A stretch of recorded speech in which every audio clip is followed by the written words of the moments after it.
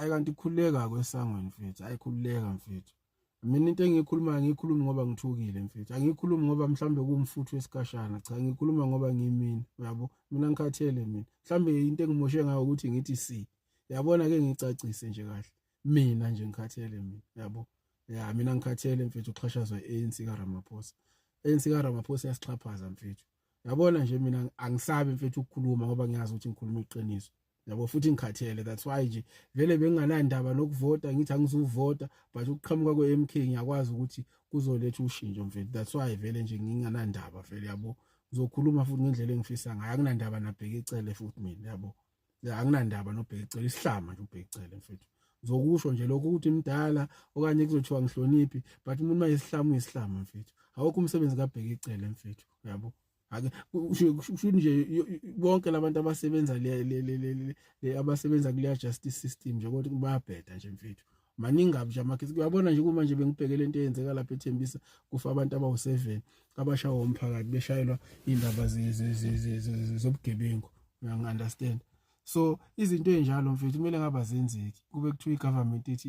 effective uyangi-understand mfethu so nje mfethu isikhathele mfethu yabo angisho ukuthi lento iqala manje kuRamaphosa into eqala ekudala vele kodwa nje ngesikhathele mfethu yabo mina ngikhathele mina yabo khathele mfethu ukuphila ungazi ingane uyayihambisa esikoleni ekseni awazi noma izobuya yini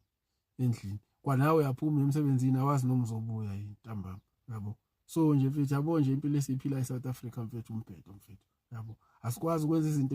esifisa ukuzenza ngesikhathi esifisa ukuzenza ngazo kumele sicabanga ukuthi kuno load shedding yabo kuno water shedding yabo umsangano yonke leyo nto mfethu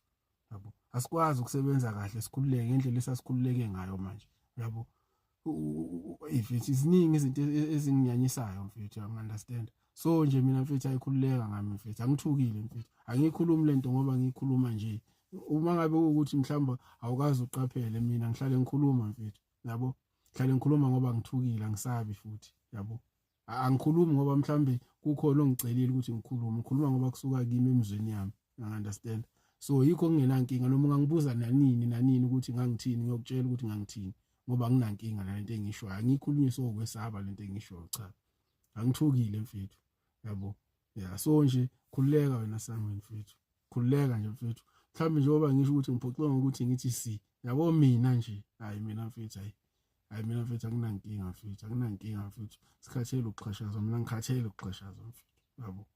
ngiyabona ukuthi ikusasa lengane zethu liyafa nje sibhekile sibuka ngoba sithi sisabuthi soboshwa kuqala ngathi during apartheid kwakwenzeka into efanayo so manje sesizothi thina siyesaba thina manje hayi fuseka amasimba lawo yabo asizokuxhashazwa ocela ihlama nje uzocela sizoxhashazwa yibo hayi angeke nje impela basixhaphaze nje hayi khohlwana hayi ngeke mina vele mina nginandaba mina umuntu noma uzokhuluma la kulento engiyiposta vele ngizokuthatha ngibhekisela ufuna ngibhekise khona angeke ngize ngikuncenge ngoba awazi ukuthi ngizwani mina nengibonani yabo uma usiphukuphuki ba usiphukuphuki wedwa nje ungangifaki mina lapha